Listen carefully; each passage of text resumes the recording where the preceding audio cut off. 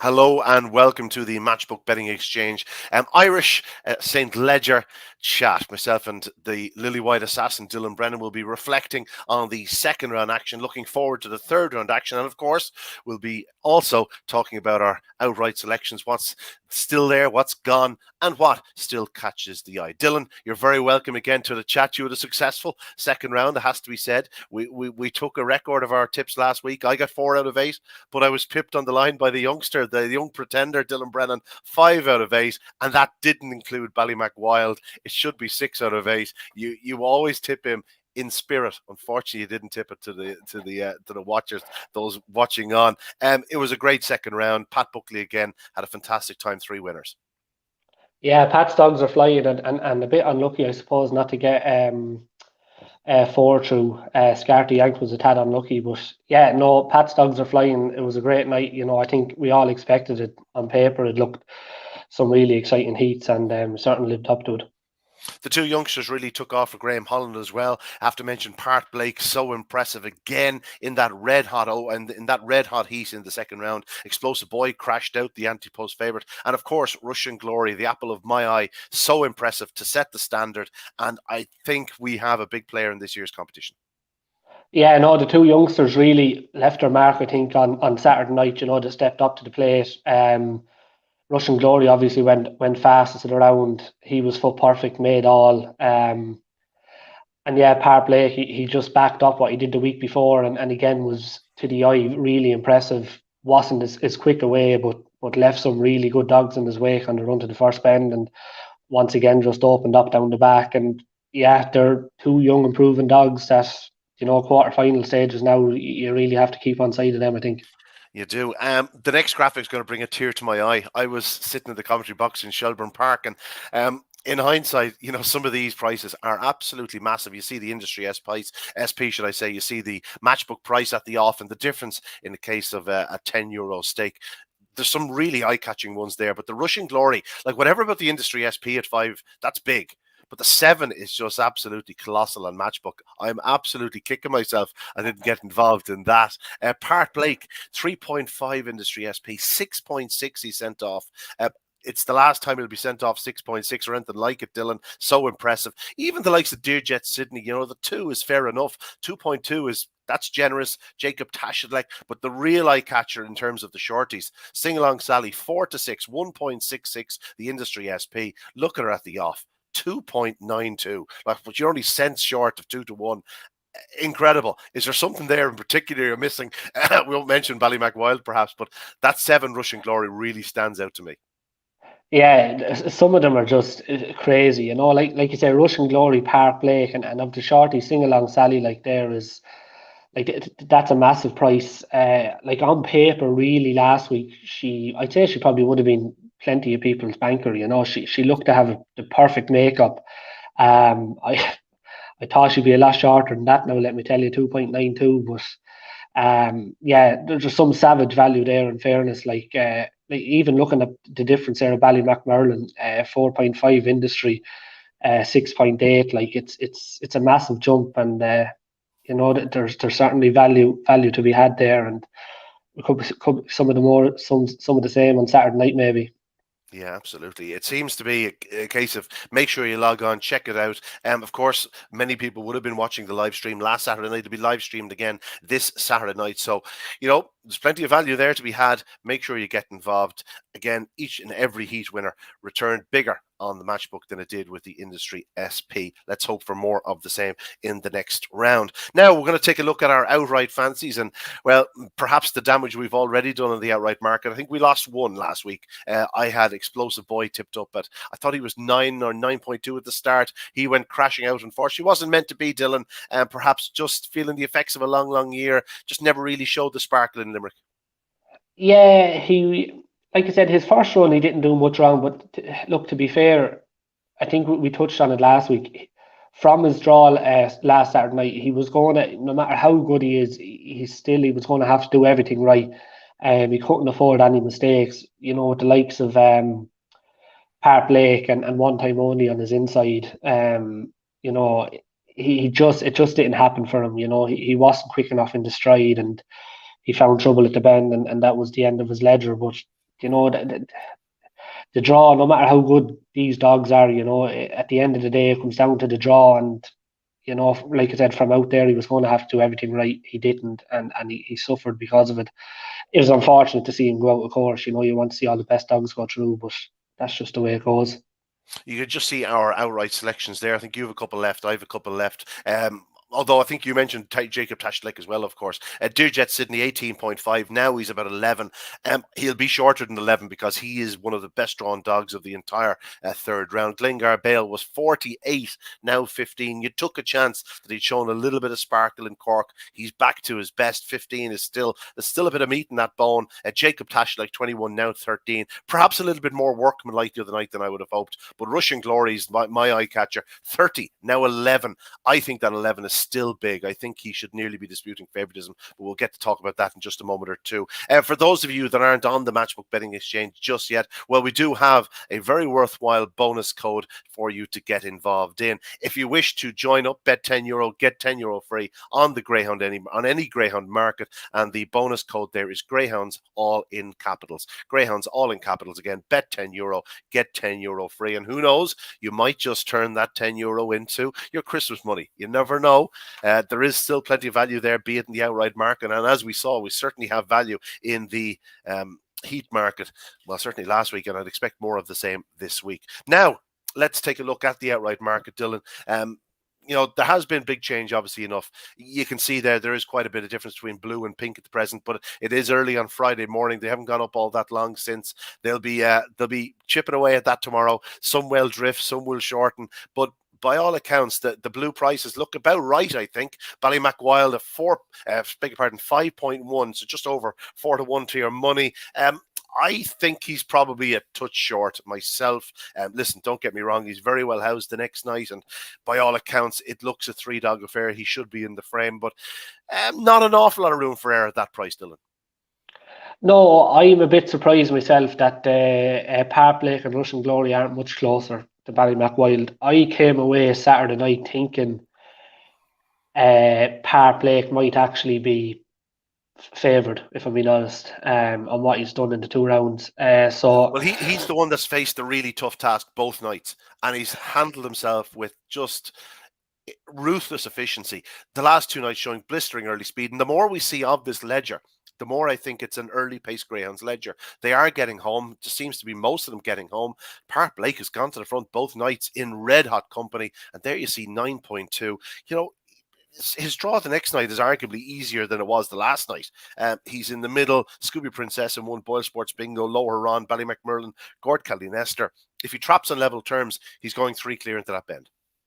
Yeah, look, like you look at the graphic there in front of us. If you take them 6 dogs and put them in a race, every day of the week I'm expecting Park Lake off a level break. Park Lake leads off, and if he leads, he wins.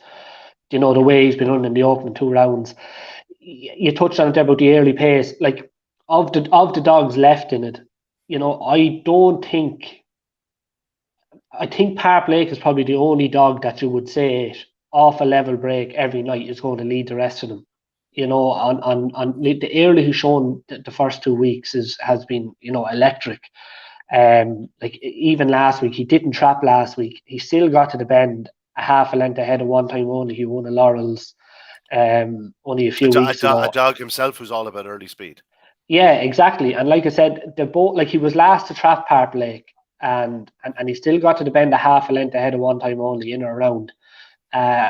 I just think I think that 9.2 now I think that's generous enough, to be honest with you.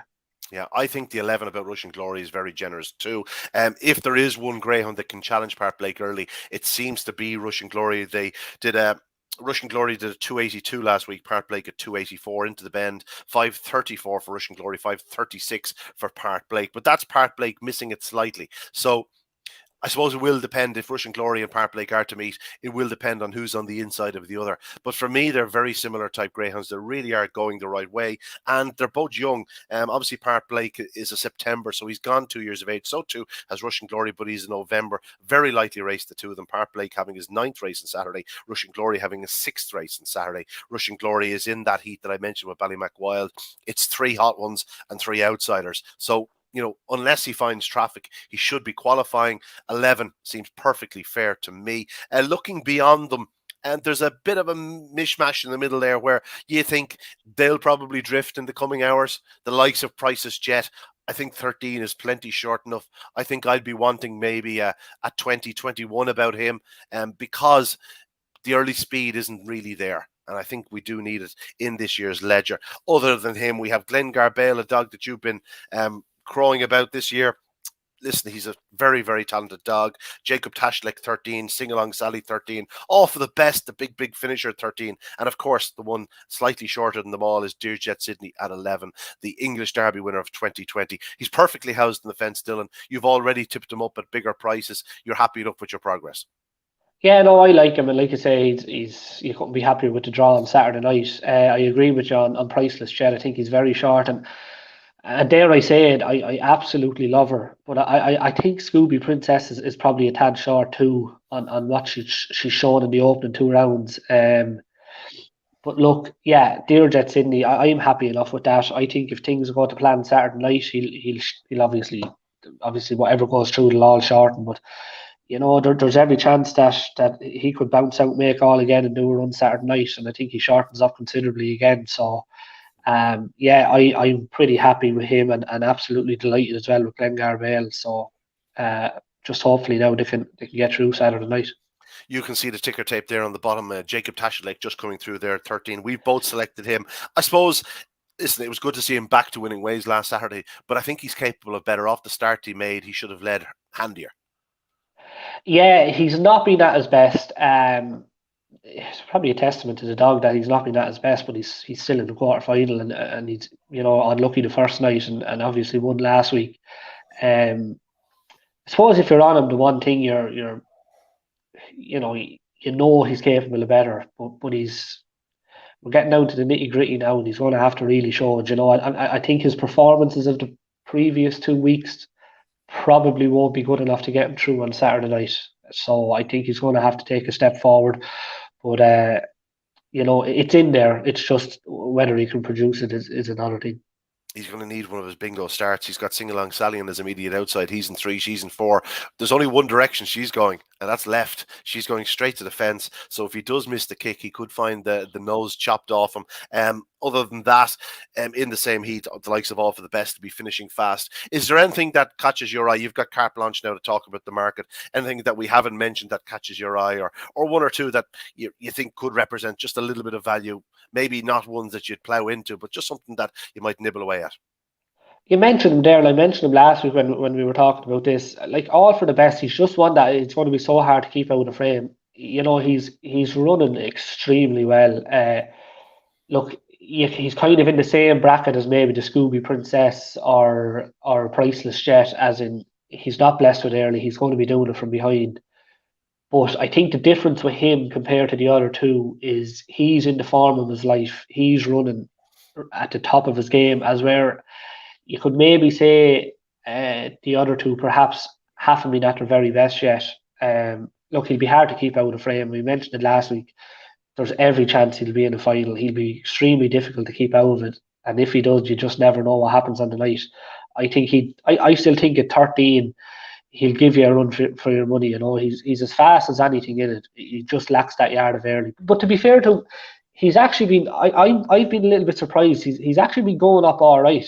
Better than I expected in the 2 rounds so far. He's actually relatively sharp at boxes. He does lose a little bit of ground into the bend, and it's just a case of what's advancing up his inside. It just so happens on Saturday night he has that in the inside. Sing Along Sally, Jacob Tashlek in 3 and 4, with her likely to edge inwards. There's a chance of crowding in the middle. Gunboat Showman is going to be a bit sticky for him to try and get around because he's perfectly strong himself. But as you say, if he gets a run at them off that second bend, he's so strong. Yeah, he'll be absolutely not from the second bend on. It'll be probably nothing going quicker than him. He just flies from there, and like I say, he's no matter what he's in, he's just the type of dog. It's so hard to look at a card and say he won't be in the tree, because you just know it's rare nowadays that you're going to get there's always maybe a little bit of a hold up somewhere, and the way his pace from down the back, he'll just be so hard to keep out of frame. And he has a tough heat on Saturday night, but I think he'll find a way to qualify.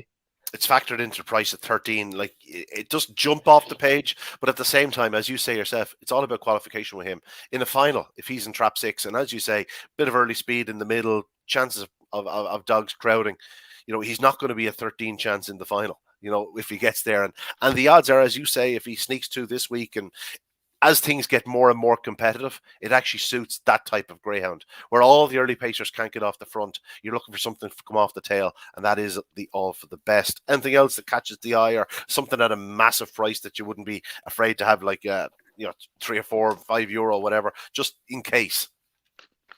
There is one dog there that I probably mention him every week, and I do like him now. He's got a look. There's probably more chance he doesn't qualify Saturday night than maybe there is. He's in a tough heat. Can I guess him? Go. Is he a gunslinger? Does he wear a badge and a cowboy hat? No. Oh, no. Okay, sorry. I thought you were going to say sheriff. No. I've had time to think about that. We'll get on to that, I suppose, a bit later. I do like Fast Fit Paddy. Now, look, he's in the first heat on Saturday night, and it's the same heat again. Yeah, this is the thing. They're all in together. But just in terms of one at a big price, if he could get through, like he's probably, I'm not sure what price he actually is, but I'd imagine he's only 17.5. But you'd imagine people will be nibbling away over the next 2 days. I'd say that'll get bigger. I think 17.5 is plenty shy. I do like him. Like I said, it's just I suppose given the heat he's in, he'll probably need plenty of luck. But no, look, I'd be happy enough with what we put up so far. I think all for the best is certainly one to keep an eye on. And, if Fast Fit Paddy qualifies, I wouldn't completely rule him out. There's just something about him. He's a consistent dog, rarely runs a bad race. And he's ran well the first 2 weeks after a slow enough start, I thought. So if he can break faster too. So 23 starts in his career, 18 times in the frame. I think that says it all. Just a dog. I keep describing him as one of the great all-rounders. He does everything well. He goes up well. He moves down the back, and he finishes fast. But there are dogs that go up faster. There are dogs that go down the back faster. Yeah. And there are dogs that stay on better. But very few do all three as well as he does as a package. Looking through the remaining heats, something like Boyle Sports Bingo, dog capable of a start. He's at 34. Thought he ran okay last week behind Ballymac Merlin. He has a tricky draw the next night. He's flanked by Scooby Princess, who moved to the Midland Park Lake, who go up strongly. Ballymac Merlin at 13 is plenty shy enough. We don't know if he's going to start again like he did last week. One I thought, perhaps just for a nibble, Minor Droopy is 50. I thought she ran perfectly well last week. I think she's running out of her skin at present.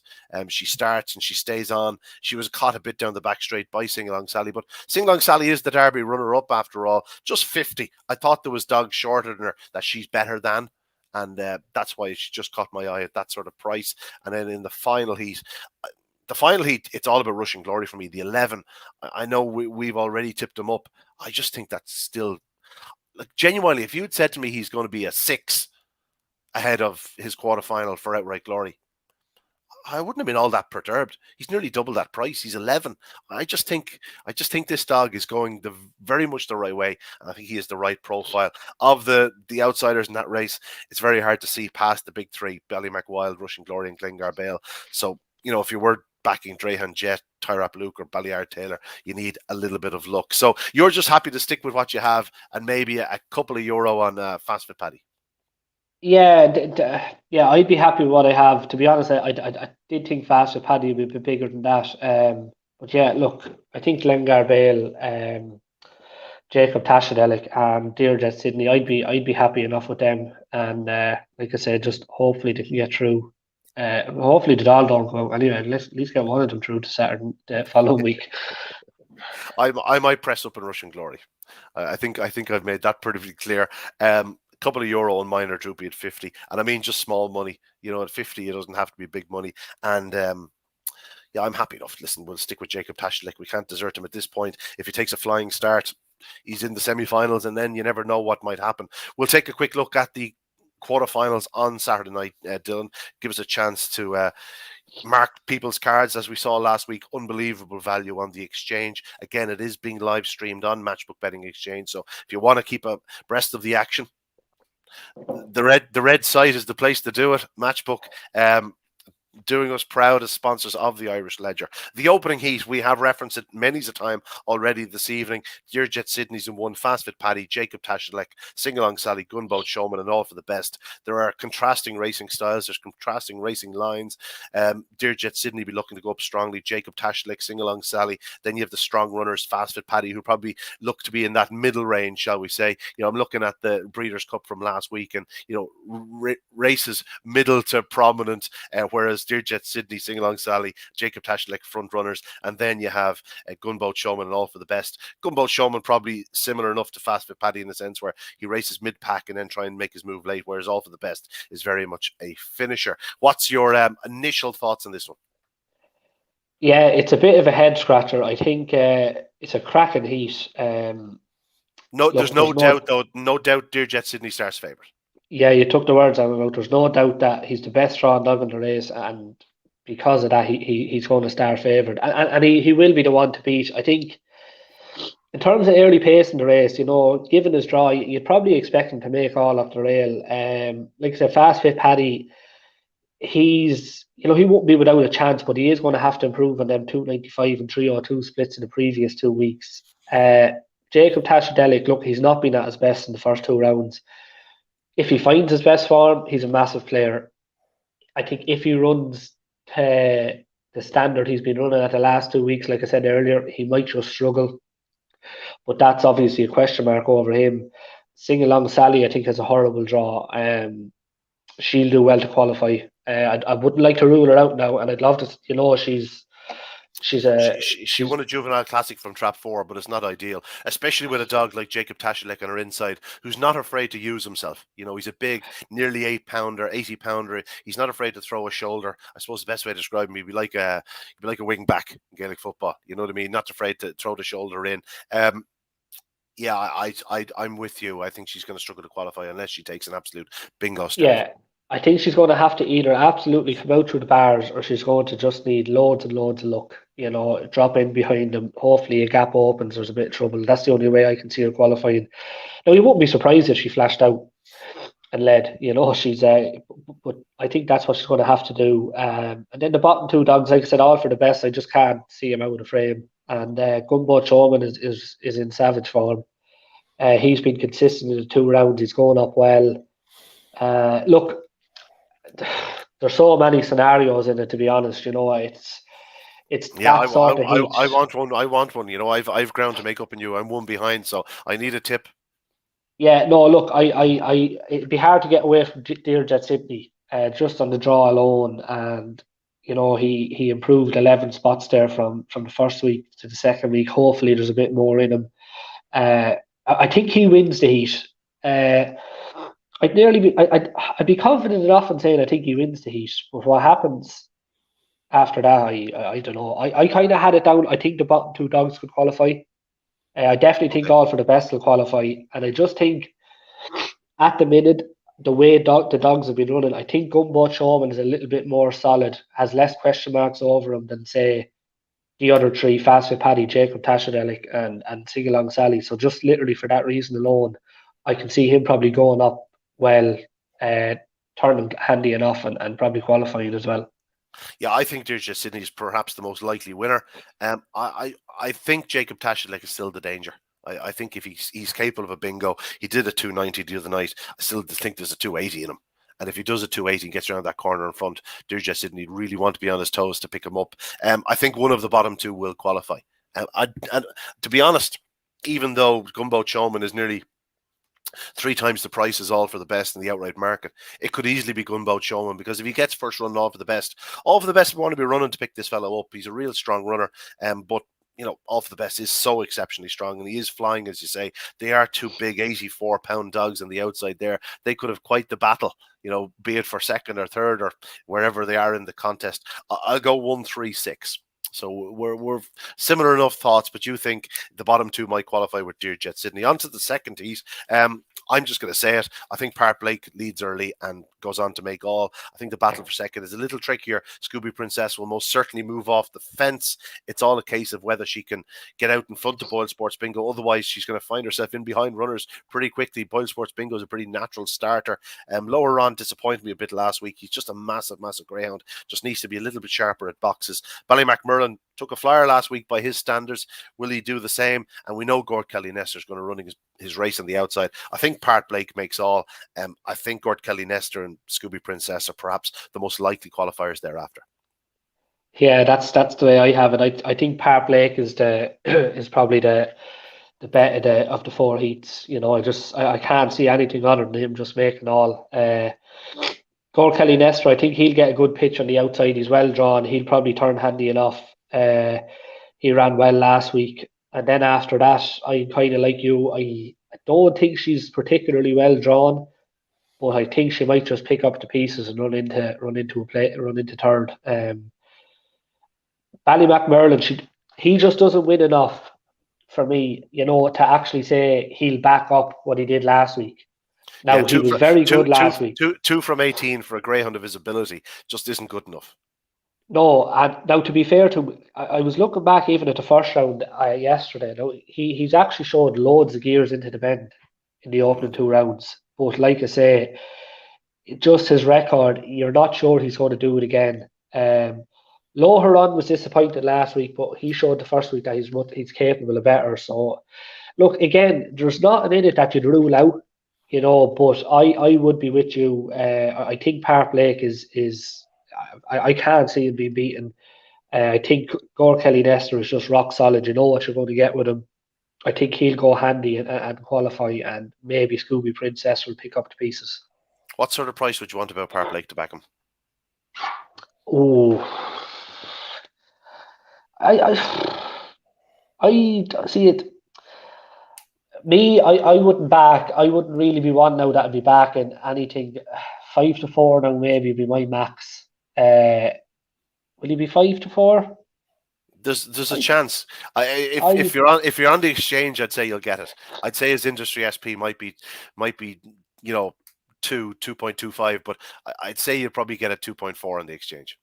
He's now, like I say, even at 5 to 4 now, like I'd want to be like, if I was having a bet at that sort of price, I'd want to be fairly confident. But this is like, he would be one that I'd happily back at that, to be honest. I just can't see him being beaten, if I'm being truthfully honest. You won't be pressing pink then at 2.4 on Saturday night. No, You'll be on the blue side. You'll be on the blue side of the occasion. It's Park Blake all the way for us in that contest. He's not racing the blue; he's racing the white. But it's click on the blue side, not the pink side. On to Heat 3. Listen, there's no question. This is the weakest of the 4 heats, and I don't mean to denigrate them or anything like that. But there's no superstars here. There's some really fast greyhounds. We have a classic winner in Price's Jet, a dog who's reached classic final, Sweep the Yard, and then Sheriff, Bling Bling, Paul, Minor, Droopy, Ballymark They're all very talented. Ballymark is perhaps the most proven of them over 4 bends. When she hits the lid, she's pretty good. She's probably not firing on all cylinders at present, but is she the likely leader here? I wouldn't be so sure. I thought she was a good thing to lead up the first round. She didn't. I don't know. Like, I know earlier in the week, before I actually really got into it, I gave a shout out to Sheriff, which is probably a little bit, probably a bit mad. He's probably going to be a crazy price. But it's that type of race. Crazy price dogs do win every now and again. No, they do. And look, yeah. I'm not going to say now that. I'm actually going to give him a shout out. He's been doing 286 and 282. Like, if he does a 282 here, like, he probably leads around. Now, on the clock, he has to improve. He's only been doing 30-10, 30-12. But it's that type of heat where, if he got out on if he did lead around there, and it's very open, he will be a wild price. I certainly wouldn't put anyone off having a small few bob on him. Look, I really struggled with it. I ended up coming down maybe on him and Minor Droopy, just because I think one of them will lead. Pick one. Well, I know you're probably going to go Minor Droopy, so I'll go out with my sword and I'll go Sheriff. Your sword. I will go Minor Droopy, but again, again, the more I look at it through the week, I can now make claims for Sweep the Yard, Prices Jed, even Ballymark Art. I'm still struggling to see Sheriff winning the race, and Bling Bling Paul from the draw. I think the draw has been the key to his success in the last 2 rounds from Trap 3. Can't see him leading. Just don't know if he's going to turn close enough. I'll go with Minor Droopy, but definitely I'll be keeping an eye on prices. This is one of those heats where if something goes a silly price, I'll be nibbling away. The likes of a Sweep the Yard, if he went 6 or 7, or Prices Jet, something similar, you never know. I might get involved, but very, very Sheriff tricky goes race. 19 or 20 now. I'm just glad I don't have to price it.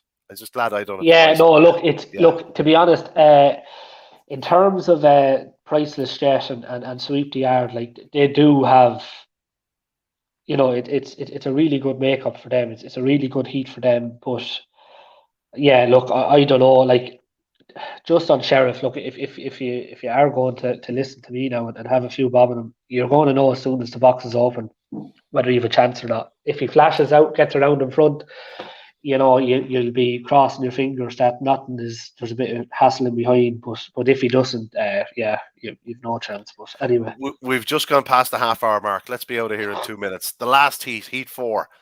We have 3 hot pots, 3 outsiders. I'm not looking past the hot pots. I just can't see how one of them doesn't win. Ballymac Wilds in 1, Rushing Glories in 2, and Glengar Bale, and then Drahan Jet, Tyrap Luke, and Ballyard Taylor. I think the bottom 3 need every bit of luck in their favour to land the blow. I'm going to go with Rushing Glory. I just think he's the dog that's going places. I think his early speed has been tremendous over the last couple of weeks.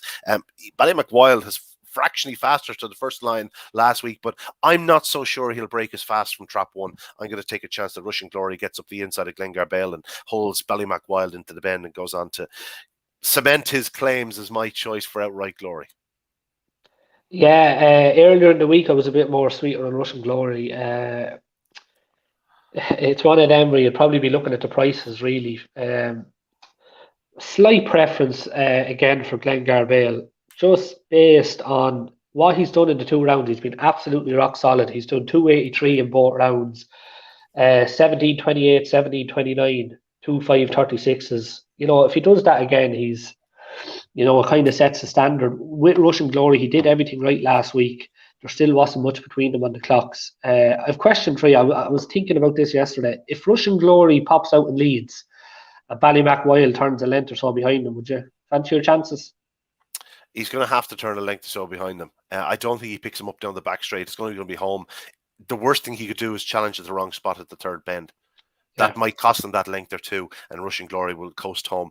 I think Rushing Glory is getting stronger with each run, and that would be in the breed as well. Glory Kitty, she's very strong, and he's only November, and I can forgive him for runs in the past where he didn't really go way up the home straight. I think last week was pretty much a perfect display, and it was Scooby Princess in second, 5 lengths behind him all the same. I think it's an intriguing heat, and it's a great way to finish off proceedings. You're going to go with Glengar Bale? Yeah, look, he's done me a favour of opening 2 rounds. I'll stick with him. I just think he's rock solid, and like with Russian Glory, look, there's every chance he pops out and he could do a 29-30 or whatever.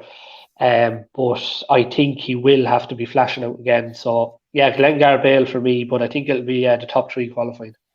So I have Minor Droopy and Rushing Glory to bring me back in level terms with you, because we went the same way in the first 2 heats. I don't think Glengar Bale can win, because I don't think he can clear the inside duo. And I think Sheriff is going to need a lot of luck, Dylan. I have to tell you. I'm questioning your methods. I'll either be eating humble pie next week or I'll be bowing down to you. No, look, I'm not. I know myself he needs plenty of luck, but like I said, it's just that type of heat. Excuse me. And it'd be such a big price.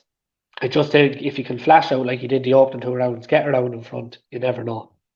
Right, we've been talking about the heats, we've been talking about the outright. That's pretty much it done. All I can tell you that it's only whet the appetite for more. If the best 12 Greyhounds get through, we are looking at the most incredible finish to this classic. It's been unbelievable thus far, but Dylan, it has the ability and the potential to be one of the truly great classics of the last few years. Oh, absolutely. It's look, no matter what happens, you're going to have 2 cracking semi-finals. With the amount, the caliber of dogs that are left.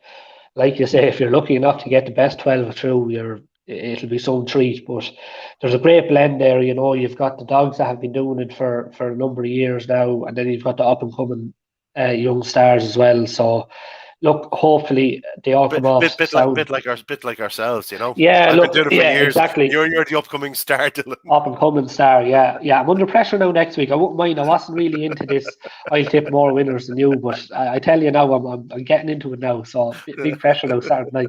There's only 3 races after Saturday night left in the classic. You want to be nailing your colours now pretty well. Listen, that's it for this morning. Best of luck to everyone getting involved in the Matchbook Betting Exchange Irish St. Ledger. It's an unbelievable competition. As part of Egrosia Clacala, if you are knocking around Limerick or anywhere close to it on Saturday night, it's free entry. It's a no-brainer. Unbelievable racing, a great night's entertainment. So make sure if you can to get to Limerick. But that's it for this morning. Just a reminder, again, that bonus code, Greyhounds, all caps, if you want to join up with Matchbook, bet €10, get €10 free. But that's it from myself and the Lily White Assassin on this Friday morning. We're both looking forward to the quarterfinals of the Matchbook Betting Exchange Irish St. Ledger. A wonderful competition, tremendous classic. Bring it on.